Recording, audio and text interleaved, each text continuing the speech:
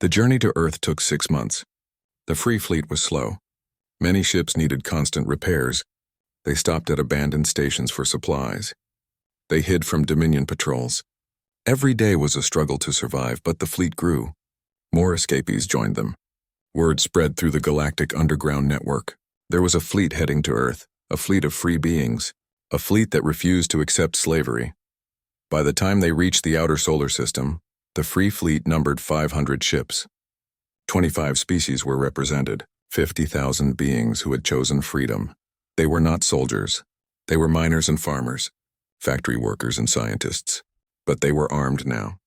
Crude weapons built from salvaged parts, energy cannons that overheated, missiles that sometimes failed. Nothing compared to Dominion military technology. But it was enough to show they would fight. Salmon led the fleet from her ship, which they now called New Dawn.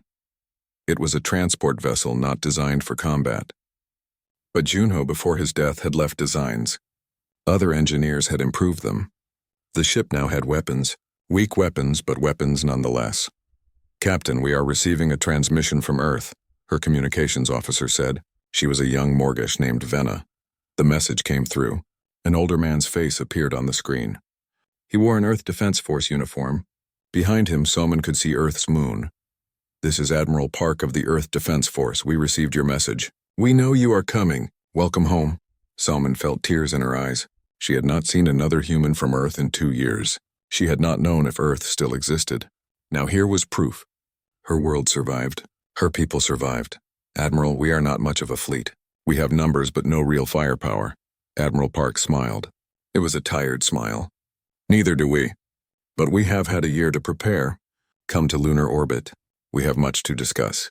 The Free Fleet arrived at the moon 3 days later. What they saw shocked them. Earth had built a defensive network. Thousands of satellites formed a web around the planet. Space stations bristled with weapons. The asteroid belt had been mined and turned into a massive minefield. It would not stop the Dominion fleet. But it would slow them down. It would make them pay for every inch. On the Lunar Command Station, Salman met with Admiral Park and Earth's leadership. Also present were representatives from each species in the Free Fleet. "The Dominion fleet will arrive in 2 weeks," Admiral Park said. "We have 1,000 ships of our own. Not military vessels, converted civilian ships, cargo haulers with weapons welded on, mining ships with improvised missiles. We cannot match their technology, but we can match their numbers." "That is not enough," said an Ikari representative. "The Dominion's weapons are too advanced. They will destroy us quickly." "Probably," Admiral Park agreed. "But we have studied their tactics. The Dominion fights with precision. They expect rational opponents who surrender when defeat is certain. They have never fought humans." He pulled up a tactical display. "We will not fight them with precision. We will fight them with chaos. Unpredictable attacks. Suicide runs. Tactics that make no logical sense. We will make them afraid." "Fear is not enough," Vorik said. "We need something more." Mirai's voice came through a communication channel. She was still imprisoned on Varith Station, but she had managed to get a message out through Pikrin's network. "I sent you something. Check the encrypted data from 3 days ago." Earth scientists opened the file. It was research. Detailed analysis of Dominion shield frequencies. Mirai had been studying them for 2 years. She had found patterns, weaknesses. "Their shields rotate through frequencies every 6 seconds, Mirai's message explained. "There is a gap of 0.3 seconds during the rotation. If you hit them during that gap, your weapons can penetrate." 0.3 seconds, Admiral Park said. "That is impossible to target manually." "Not manually," said a voice. It was Hyun. He too was imprisoned, but the network had allowed him to send a message. "But humans have something better than precision. We have intuition. Train your pilots to feel the rhythm. Trust their instincts." Over the next 2 weeks, Earth and the Free Fleet prepared. Pilots trained to sense the shield gaps. Engineers worked on every ship. Families said goodbyes. Everyone knew most would not survive what was coming. Salman spent her time visiting ships. She talked to humans and aliens alike. She thanked them for coming. Many told her the same thing. "We are here because humans showed us freedom is worth dying for." The Dominion fleet arrived exactly on schedule. 1,000 warships dropped out of hyperspace at the edge of the solar system. They were massive vessels, each one capable of destroying a city with a single shot. Behind them were support ships and troop carriers, The Dominion commander, High Admiral Koresh, studied the solar system. He saw the defensive network. He saw the fleet of primitive ships. He was not impressed. He opened a communication channel to Earth. "Humans of Earth, you are in violation of Dominion law. Surrender now and your deaths will be quick. Resist and we will make you suffer," Admiral Park responded. "This is Earth. We do not surrender. We do not break. Come and try to take us." Koresh closed the channel. "Foolish species. Begin the assault. Spare nothing." The Dominion fleet moved forward in perfect formation. Precise, disciplined, beautiful in its coordination. Earth's fleet charged out to meet them, not in formation, not with discipline. They came in waves and clusters, each group moving independently. It looked chaotic. It looked desperate. It was exactly what they wanted. The first clash happened near Mars. 300 human ships attacked the Dominion vanguard. The Dominion's superior weapons destroyed ship after ship, but the humans kept coming. They rammed damaged ships into Dominion vessels. They detonated themselves when shields failed. They fought like beings with nothing to lose because they had nothing to lose. Earth was home. Surrender meant extinction. So they fought with everything they had. Salmon led New Dawn into the battle. Around her, 50 Free Fleet ships followed. They had trained together. They knew each other's movements. "Wait for the rhythm," Salmon said calmly. "Feel the gap in their shields." A Dominion cruiser targeted them. Its weapons charged. Salmon counted in her head. 1, 2, 3, 4, 5, 6. There, the gap. She fired. Her crude missiles hit during the 0.3-second gap. They penetrated the shield. The explosion damaged the cruiser's engines. "It works," Venice shouted. All across the battlefield, pilots were finding the rhythm. Not all of them. Many died trying. But enough succeeded. Enough to damage ships. Enough to slow the Dominion advance. Koresh watched from his command ship. This should not be happening. These primitive vessels should be destroyed easily.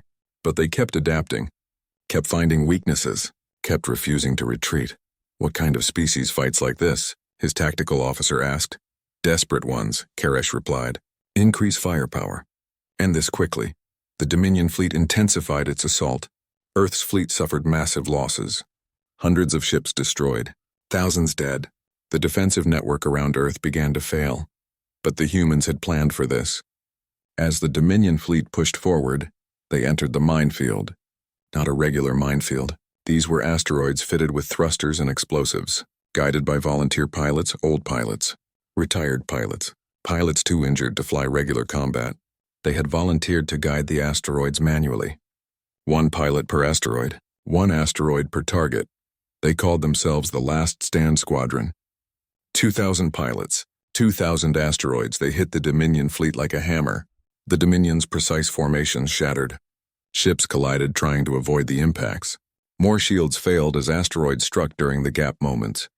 Admiral Park watched from the Lunar Command Center. "Second wave deploy now. Fresh ships launched from Earth and the Moon, not many." They had lost most of their fleet. But these ships were different. These were the prototype vessels. Experimental designs that pushed human engineering to its limits. They were not better than Dominion ships. But they were unpredictable. And unpredictable was dangerous. On Vareth Station, Hyun and Mirai listened to the battle through Pikrin's network. They could not help directly, but they had done their part. Their research, their sacrifice. It was all leading to this moment. "Do you think they will win?" Mirai asked. "No," Hyun said honestly. "But I think they will make the Dominion remember this day. That is enough." The battle raged for 3 days. Neither side would retreat. The Dominion could not allow this defeat. Earth could not allow extinction. So they fought in the oldest way. They fought until one side could not fight anymore. By the end of the 3rd day, Earth's fleet was nearly destroyed. 40 ships remained of the 1,000 that started. The Free Fleet was down to 30 ships from 500. The defensive network was shattered. The Dominion fleet was not much better. They had lost 300 ships. Hundreds more were damaged. This should not have happened. This should have been an easy victory. Koresh prepared to give the final order. Destroy Earth from orbit. End this threat forever. But then something appeared on his sensors. New ships. Lots of them. Coming from multiple directions. 7 separate fleets approaching, his tactical officer reported. Configuration unknown. Numbers. The officer paused. Sir, there are thousands of them. Karish pulled up the display. His scales went cold. The ships were from species the Dominion had enslaved. Find their weakness. This was their greatest mistake. Because while they studied humans, humans studied them back. And 1 year after the rebellion, the Dominion made another mistake. They gathered the surviving human leaders in one facility. Hyun, Mirai, and 100 others who had shown leadership skills. The aliens thought concentration would make control easier. Instead, they had created a weapon. The new facility was on a different planet called Varath Station. It was designed as a research center where the Dominion could study human psychology. They wanted to understand resistance so they could prevent it in other species. But understanding your enemy also means teaching them about yourself. Hyun was placed in a cell with 12 other humans. Among them was a young engineer named Junho. He was 25 years old and had worked in Earth's space elevator program. Hunyo was quiet and thoughtful. He spent his days observing everything. The energy grid has a weakness, Junho said one night. The backup generators are not shielded properly. A magnetic pulse would disable them for 6 minutes. 6 minutes is not enough time to escape, Hyun replied. No, Junho agreed. But it is enough time to send a signal. A strong signal. One that could reach a dozen nearby systems. Hyun understood. You want to call for help. Not help. Inspiration. Every slave facility in range would receive it. They would know humans are still fighting. It was a suicide mission. The pulse device would need to be placed manually. The person doing it would be caught. They would be killed. I will do it, Junho said calmly. No, Hyun said. You are too valuable. You understand their technology. We need you alive. Commander, with respect, we need the signal more than we need me. In another section of the facility, Mirai had been given a laboratory. The aliens wanted her to write reports on human neural plasticity. They believed if they understood how humans resisted pain, they could break that resistance. Mirai wrote reports. She filled them with accurate information. But she left out one critical detail. Human resistance was not just physical. It was cultural. It was the stories they told, the values they held, the memories they shared. You could not break that with science, because it was not in the body, it was in the soul. She also used the laboratory equipment to test something else. The alien pain devices used a specific frequency. Mirai believed she could build a jamming device, something small, something that could be hidden. If she succeeded, sections of the facility could become pain-free zones, not permanently, but long enough to allow escapes, long enough to allow coordination. She worked slowly, carefully. She hid components in routine equipment. She wrote false research reports to explain why she needed certain materials. The guards were bored. They stopped paying close attention. That was their mistake. 3 months after arriving at Varath Station, Soman was brought in. She had survived her capture. The Dominion kept her alive because her piloting skills were valuable. But they punished her by assigning her to the worst transport routes. Dangerous asteroids, unstable orbits, Soman flew them all. She never complained. She memorized every route, every station, every weakness in their security. When she arrived at Varath, she immediately connected with the other humans. Pikrin was there too. The small Morgesh had been transferred after helping the rebellion. The Dominion wanted to study how different species coordinated resistance. They thought Pikrin was a subject. They did not realize he was still a messenger. The network survived, Pikrin told the humans during a secret meeting in a maintenance shaft. 23 facilities are in contact. They are waiting for instructions. We cannot lead a rebellion from here, Hyun said. We are too isolated, too controlled. Then we do not lead a rebellion, Mirai said. We create a spark that starts fires everywhere. She explained her plan. The jammer would disable pain devices in one sector.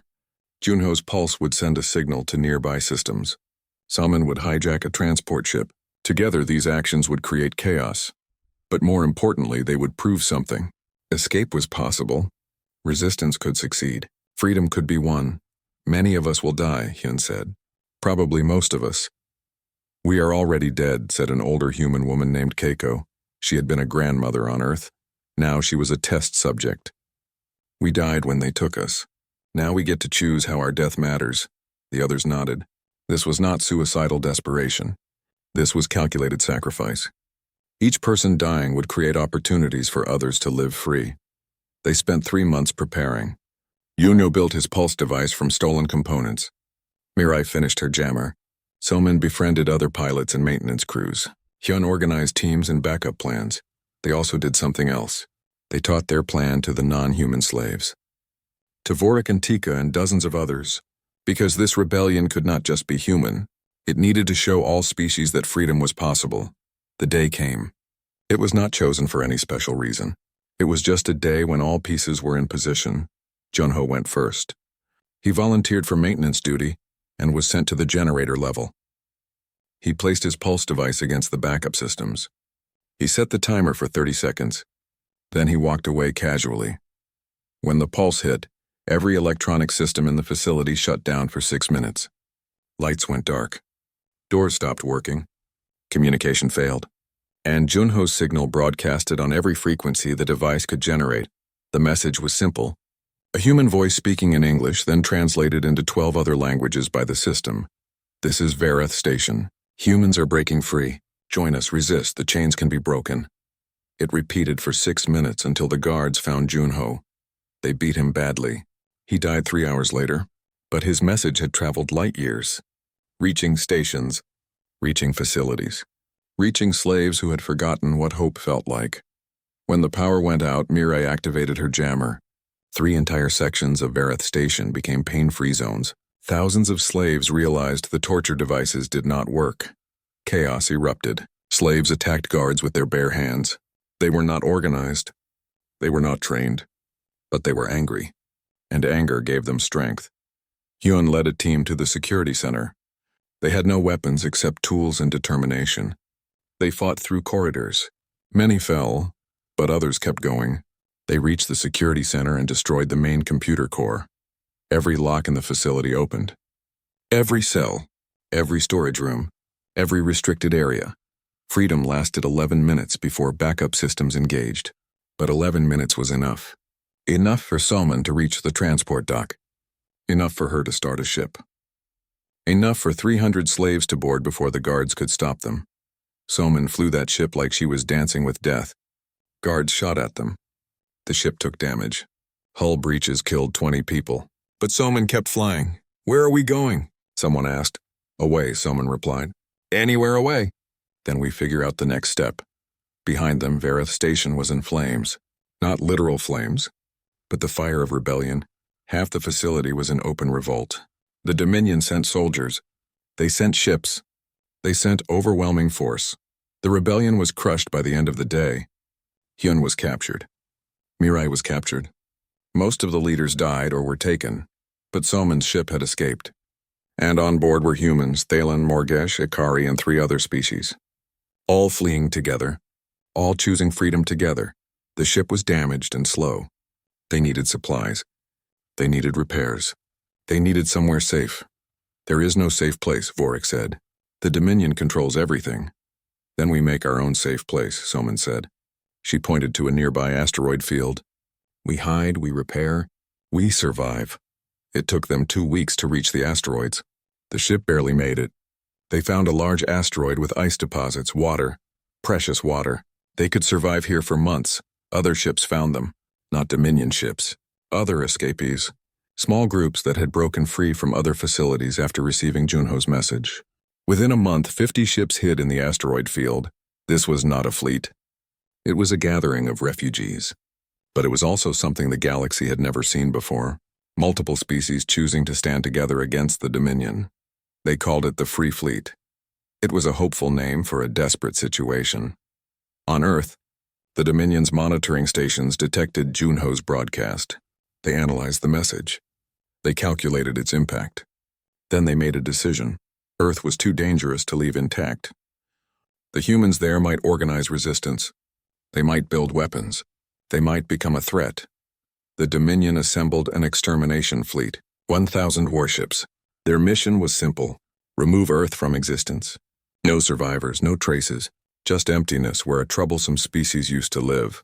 The fleet would arrive in 1 year. Maybe less. On Earth, the governments and military leaders saw the fleet coming. They had no defense capable of stopping it. Earth's technology was centuries behind Dominion weapons. But they had something else. They had 1 year of warning, and they had 10,000 humans across the galaxy teaching them how to fight an enemy that seemed unbeatable. The message from Junho had reached Earth too. They knew their captured people were still fighting, still resisting, still showing the galaxy that humanity would not be broken. If the captured could fight in slavery, Earth could fight in freedom. Every factory on Earth converted to military production. Every scientist focused on weapons. Every engineer studied Sia. 8 months after the harvest, something changed in Krell Prime. It started small. A Thalen worker stood up to a guard for the first time in decades. The guard shocked him, but 3 other Thalen helped him stand afterward. The guards noticed. This had never happened before. In the manufacturing sector, Daehyun was teaching a young Morgish worker how to improve efficiency. The Morgish had always worked alone, afraid, but watching humans work together made him curious. We used to help each other, the Morgish said sadly, before we forgot how. Then remember, Daehyun replied. It is never too late to remember. That night, 2 Morgish shared their food rations with a sick co-worker. The guards found out and punished all 3. But the next night, 4 Morgish did the same thing. Then 8. Then 20. Resistance was contagious.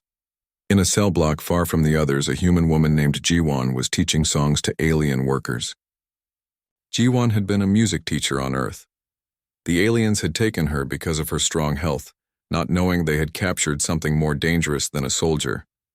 They had captured a keeper of culture. This song is very old, Jiwon explained to a group of mixed species. We sang it on Earth when times were hard. It reminded us that morning always comes. She sang softly in Korean, then translated the meaning. The aliens listened with strange expressions. They had forgotten their own songs centuries ago. Music was inefficient. Music did not increase production, so they had abandoned it. But music feeds the soul, and starving souls had just been offered food. Within weeks, songs spread through Krell Prime. Human songs. Earth songs. Songs about freedom and hope and refusing to surrender. The guards did not know how to stop it. They could not shock everyone. The work would stop completely. The alien administrators held emergency meetings. Rebellion rates had increased 400% in facilities housing humans. This was unprecedented. They needed to understand what was happening. They brought in Mirai from the research facility. They thought a scientist could explain the problem. Why do your people not break? The head administrator demanded. It was the same alien who had questioned her months ago. Mirai was thin now, weak from months of poor food and hard labor. But her eyes were still sharp. Because you made a mistake. What mistake? You thought humans were like the other species. But we evolved differently. Our planet was harsh. We learned to endure. Our history is full of terrible suffering. We survived ice ages, plagues, wars, famines. Endurance is in our DNA. Every species suffers. This does not explain your resistance, Mirai smiled. Every species learns to avoid suffering. That is logical. That is smart. But humans learned something else. We learned that some things are worth suffering for. We choose our pain. That makes us dangerous. The administrator stared at her. You are saying humans are defective. Your survival instincts are broken. No, Mirai corrected. Our survival instincts include our tribes, our values, our identity. We do not survive just as individuals. We survive as a people. You can break our bodies, but our people remain. So we remain. The administrator dismissed her. But Mirai had planted a seed of doubt. The aliens were beginning to realize they had made a terrible error. In the mines, Hyun had built an entire network of communication. Humans across different sectors stayed connected through Pikrin and other sympathetic aliens. The network included 47 different facilities across Krell Prime. Thousands of workers, human and non-human. We need a plan, Hyun said during a secret meeting in a maintenance tunnel. Present were 3 humans and 5 aliens from other species. A plan for what? Asked Vorik. Escape is impossible. The security is too strong. Not escape, Hyun said. Resistance. Real resistance. Organized. All at once. They will kill us, a Morgesh named Tika said, fear in her voice. They will try. Hyun agreed. But we will send a message that echoes across the galaxy. We will show every slave in every facility that rebellion is possible. What message? Asked an Ikari, a species with hard shells and 4 arms. Hyun looked at each of them. that chains can be broken, that freedom is worth fighting for, that one day of resistance is worth 1,000 years of submission. They spent weeks planning. The goal was not to escape or win. The goal was to make the cost of slavery too high, to show the Dominion that subjugation had consequences. Meanwhile, a human pilot named Soman was having her own small rebellion. She had been selected because of her skills. The aliens needed pilots for transport ships. They thought humans would be grateful for easier work than the mines.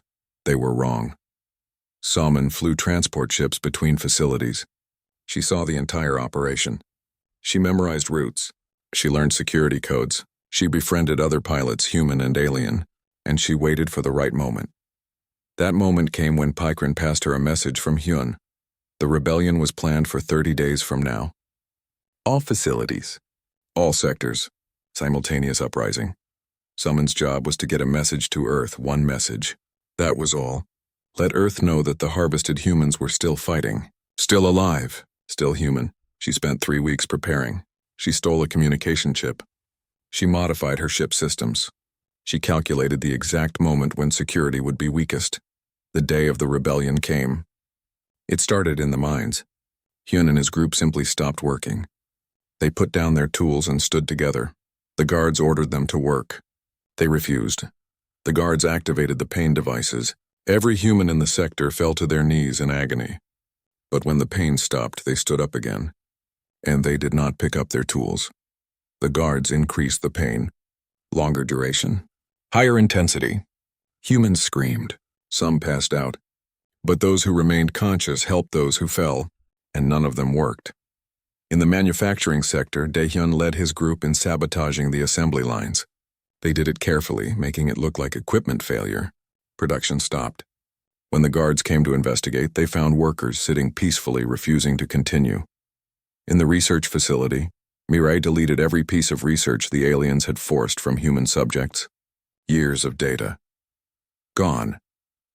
Then she locked the systems with a code only she knew. Across 47 facilities, thousands of slaves stopped working. The Dominion's production ground to a halt. The response was brutal. Soldiers arrived. They shocked workers for hours. They separated leaders like Hyun and beat them. They killed some as examples. The violence was extreme, but the slaves did not break. The humans had shown them something important. Pain ends. But the choice to resist, that was forever. The siege lasted 6 days. The aliens finally broke through the manufacturing district where Daehyun had fortified positions with other workers. They had turned machinery into barricades. It was futile, but it was resistance. When the soldiers burst in, Daehyun was standing at the main power core. He had rigged it to overload. Around him, other workers were escaping through tunnels they had dug. "This is for Earth," Daehyun said. He pressed the button. The explosion destroyed the entire sector. It killed Daehyun and 200 guards, but it gave 3,000 workers time to reach other sectors. They carried with them the technical data and security information that Daehyun had gathered over months. That information spread across the galactic network. Encrypted messages bounced between slave facilities in a dozen systems. The Dominion tried to stop it. They failed. The data moved faster than they could block it. In orbit above Krell Prime, Soman made her move. She activated the stolen communication chip. She had one chance, one message. She pointed her ship's transmitter toward a distant star system. Toward Sol, toward Earth. The message was simple. 3 sentences, but those 3 sentences would change everything. "This is Captain Soman, we are still fighting. Tell them we are coming home." The Dominion detected the transmission and sent fighters to intercept her. Soman's ship was not armed. She could not fight. So she flew. She pushed the engines beyond safety limits. She dodged and weaved through asteroid fields. She did what humans do best. She refused to give up. The fighters caught her at the edge of the system. They disabled her engines. They boarded her ship. They found Soman at the controls, still trying to fly with dead engines. "Why?" the boarding commander asked. "You cannot escape. You cannot win. Why resist?" Soman looked at the alien. She was bleeding from the crash. She was going to die, but she smiled. "Because I am human. We do not know how to stop." They took her away, but the message had already gone, racing through space at light speed, heading home. On Krell Prime, the rebellion ended. The Dominion had won. They had killed hundreds, captured thousands. The facilities were back under control, but it was not a real victory, because every slave in every facility had seen something impossible. They had seen resistance succeed even in defeat. They had seen workers stand together. They had seen humans refuse to break. The head administrator filed a report to the Dominion High Command. It was not the report he wanted to write. The human problem is spreading. Other species are learning resistance from them. We have three options: execute all humans, separate them from other species, or release them. The High Command rejected all three options. Execute 10,000 humans? It would spark larger rebellions. Separate them?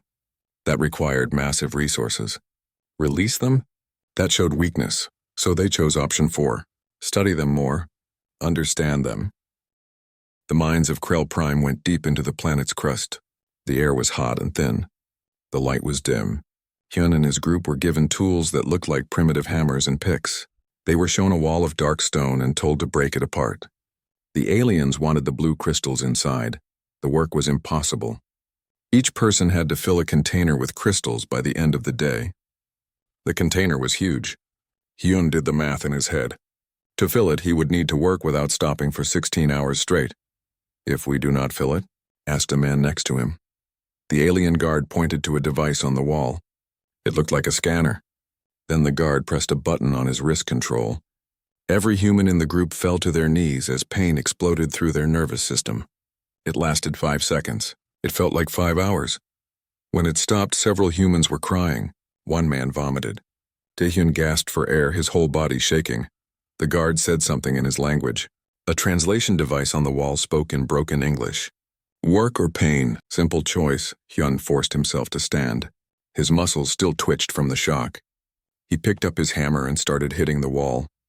The others watched him. Then, one by one, they stood up and began working too. In the research facility, Mirai faced a different kind of torture. The aliens wanted information about human biology. They showed her displays of human genetic code and demanded she explain it. When she refused, they used the pain device. But Mirai had learned something important. The pain was terrible, but it ended. It did not cause permanent damage. The aliens wanted them alive and functional. That meant the pain had limits. I will tell you nothing, she said after the third shock. The alien researcher looked at her with its reflective eyes. It seemed confused. Other species begged to cooperate after one shock. This human had endured 3 and was still refusing. Daehyun's group was in the manufacturing sector. They assembled parts for alien technology. The work was repetitive and boring. The quotas were set impossibly high. They worked 12 hours, were given 1 meal of gray paste, then worked 12 more hours. After 3 days, a man in Daehyun's group collapsed from exhaustion. The guards shocked him. He did not get up. They shocked him again. Still nothing. Finally, they dragged him away. Daehyun never saw him again. That night, in the sleeping cells, Daehyun could not rest. He kept seeing the man being dragged away.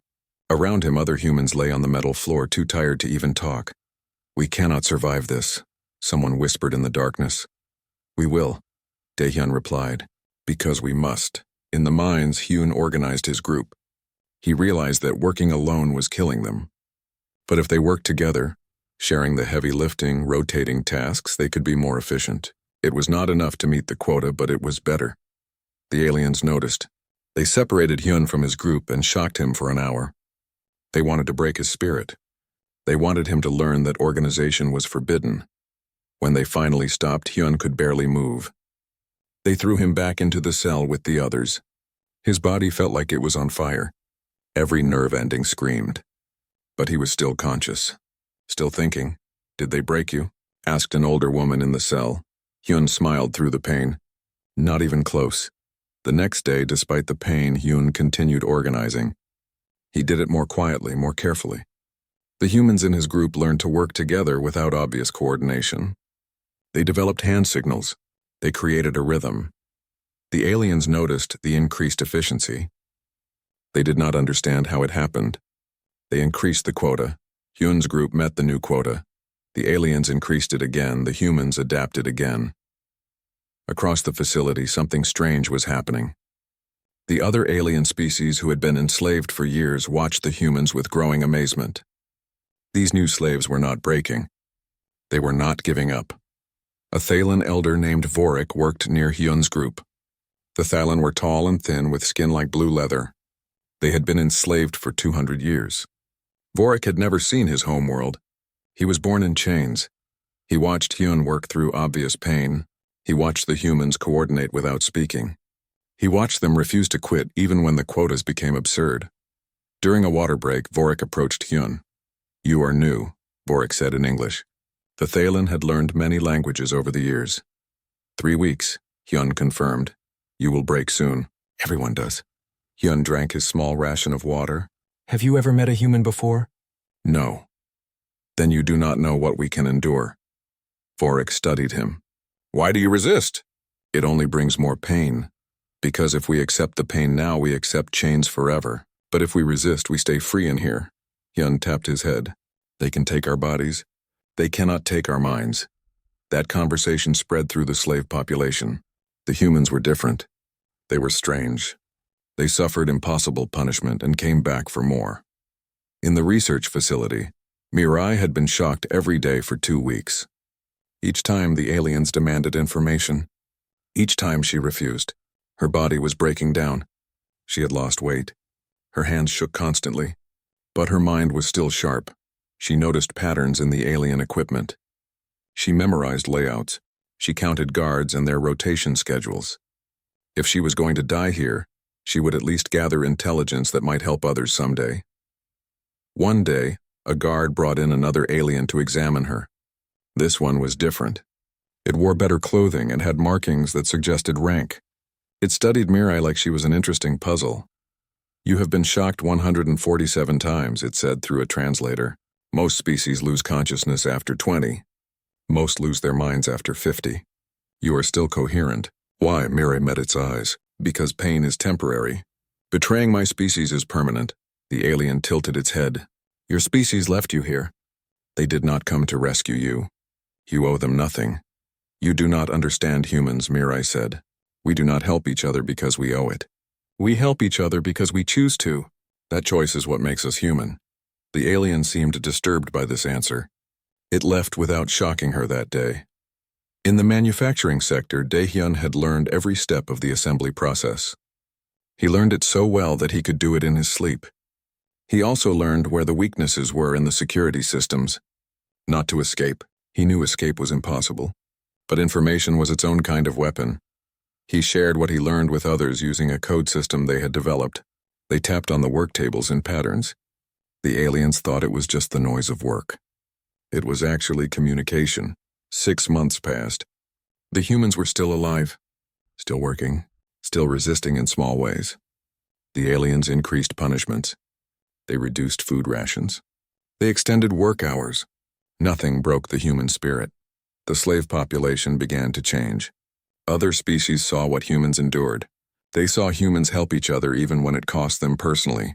They saw humans refuse to give up even when giving up made logical sense. Hope began to grow. It was small, fragile, but it was there. Vorik approached Hyun again during a rare rest period. "My people gave up after 10 years. We accepted our fate, but you humans refused to accept. Why?" Hyun looked at the Thaylen elder. "Because our planet has a long history of slavery and oppression, and we have an equally long history of breaking those chains. It is in our blood. We remember freedom, and we will not forget it just because it is difficult to hold on to." "But the cost," Vorik said. "The pain, the suffering. Is it worth it?" "Ask me that question when we are free," Hyun replied. "Then I will tell you." In the research facility, Mirai made a discovery. The alien pain devices worked on neural pathways.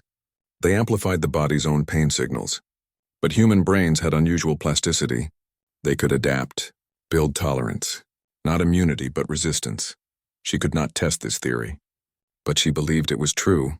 Humans were surviving the shocks better as time went on. Their nervous systems were learning. This was important information. She needed to share it with other humans, but how?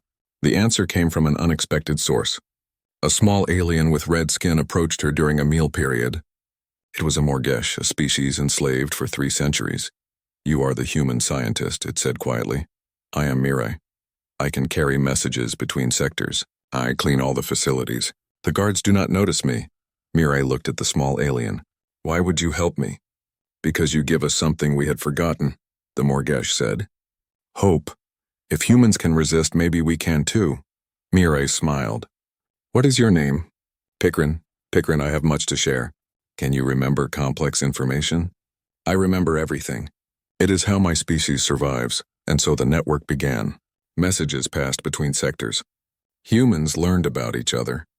They learned they were all still fighting. They learned they were not alone. The aliens called the human section of Krell Prime, the crucible where nothing melts. They did not say it with respect. They said it with frustration and growing concern, because in thousands of years of conquest they had never encountered a species like humans. A species that broke and then healed, that suffered and then adapted, that lost everything and still refused to surrender. The galaxy was about to learn something terrifying and beautiful. Humanity could not be broken. The warning siren started at 3 a.m. across every city on Earth. Commander Hyun was drinking coffee in his office on Mars when the first reports came through. Unknown ships had appeared at the edge of the solar system. Hundreds of them. No, thousands. They were not answering any communication attempts. Hyun had been a soldier for 20 years. He had fought in the water wars and survived the Antarctic disaster. He knew what danger looked like. This was different. This was something humanity had never faced before. The ships moved fast. Too fast. They ignored the defense satellites like they were toys. Earth's military fired everything they had. Missiles, railguns, laser batteries. Nothing worked. The alien shields absorbed every attack without even slowing down. Within 12 hours, the aliens landed in every major city. They were tall, covered in dark scales, with eyes that reflected light like a cat's. They moved with military precision. No communication, no demands. They simply took control. On the Lunar Research Station, Dr. Mirai watched through the telescope as the aliens set up massive structures around Earth. She was a scientist, trained to observe and record. But her hands were shaking as she took notes. The aliens were building cages, giant transport ships designed to hold thousands of people. Private Dae-hyun was in Seoul when the aliens came to his district. He was only 22 years old. He had joined the military to help his family. Now he stood with his rifle, watching as the aliens scanned people with strange devices. They were selecting humans, taking them from their homes. Families screamed and fought, but the aliens were impossibly strong. Stand down, his commander ordered over the radio. We cannot win this fight. Dae-hyun lowered his weapon. He watched them take his neighbor, an old man who had survived 3 wars.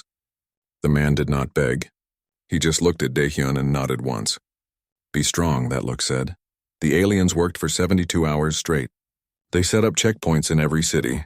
They scanned millions of people, and they selected 10,000 humans from across the planet.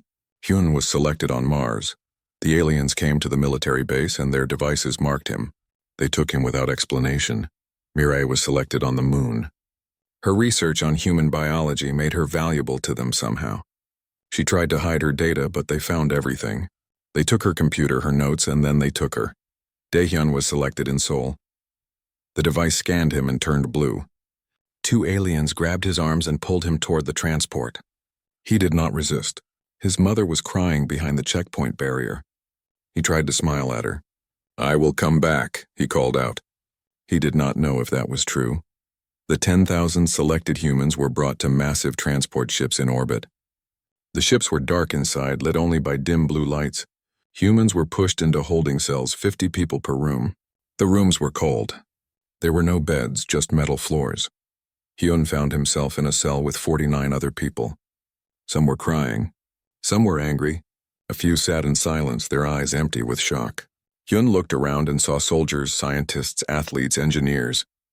The aliens had taken strong people, healthy people, people who could work. Does anyone speak Korean? Hyun asked in his native language. 3 hands went up. He switched to English. Does everyone understand English? Most nodded. A few did not, but others would translate. Listen to me, Hyun said, standing in the center of the room. We are alive. That means something. They could have killed us, but they did not. They want us for something. That means we have value. That means we have power. Power? A woman laughed bitterly. We are prisoners. We have nothing. We have ourselves, Hyun replied. We have our minds. They can take our freedom, but they cannot take who we are. Remember that. In another cell, Mirai was analyzing everything she could observe. The metal walls were some kind of alloy she had never seen. The air circulation system was more advanced than anything on Earth. These aliens were centuries ahead of human technology, maybe thousands of years ahead, but they were not perfect. Mirai noticed the guards rarely checked the cells. They seemed bored, arrogant. They believed humans were no threat. That was useful information. Daehyun's cell was different. It held younger people, most between 20 and 30 years old. They were all fit and strong. They would be laborers, Daehyun realized. The aliens needed workers. Where are they taking us? Someone asked in the darkness. Does it matter? Another replied. We are slaves now. No, Daehyun said quietly. We are survivors. There is a difference. The transport ships left Earth orbit 3 days after the invasion began. Through the small windows, the selected humans watched their home planet grow smaller. Many cried. Some prayed. Others just stared in silence. Earth was still there. The aliens had not destroyed it. They had left it damaged but alive. Billions of humans remained now under alien control. The planet had a new purpose. It was a resource colony now. The journey took 2 weeks. The humans received food twice a day. It was a gray paste that tasted like nothing, but it kept them alive. They received water once a day. Just enough. The cells were cleaned once a day by automated systems. The aliens rarely spoke to them. When they did, it was in a language humans could not understand, but humans are good at learning. By the end of the first week, Hyun had identified 20 words in the alien language. Mirai had identified 30. They shared information between cells by tapping on the walls in code. The ships finally arrived at their destination. Through the windows, humans saw a massive planet covered in industrial structures. Cities of metal and smoke stretched across continents. This was Krell Prime, though the humans did not know its name yet. The ships landed in a huge facility. The cell doors opened and aliens herded humans out with electric prods. The first human who moved too slowly was shocked. He screamed and fell. The message was clear. Obey or suffer. They were marched through corridors into a massive hall. Thousands of other beings were there, not humans. Aliens, but not the reptilian ones who had captured them. These were different species. They wore ragged clothes and had empty eyes. They looked at the humans with pity. One alien, smaller than the others with gray skin, whispered as Hyun passed. I am sorry for what comes next. Hyun looked at the gray alien. What comes next? They will try to break you. They always do. Most species break within a week. Hyun stopped walking. A guard shocked him with the prod. Pain shot through his body, but he stayed standing. He looked at the gray alien. We are human. We do not break easy. The gray alien looked surprised. Then something like hope appeared in its eyes. The humans were separated into work groups. Hyun's group was taken to the mining sector. Mirai's group was taken to the research facilities. Daehyun's group was taken to the manufacturing plants. As they were led away, Hyun made eye contact with as many humans as he could. He wanted them to see that he was not afraid. He wanted them to stay strong. The last thing he saw before entering the mine elevator was Earth in his memory. His home, his family, his world. They think they have conquered us, he said to the humans around him. They have no idea what they have started. The elevator doors closed. The descent into the mines began, and with it the aliens would discover something they had never encountered in their thousands of years of conquest. Humanity does not break. Not easily. Not ever.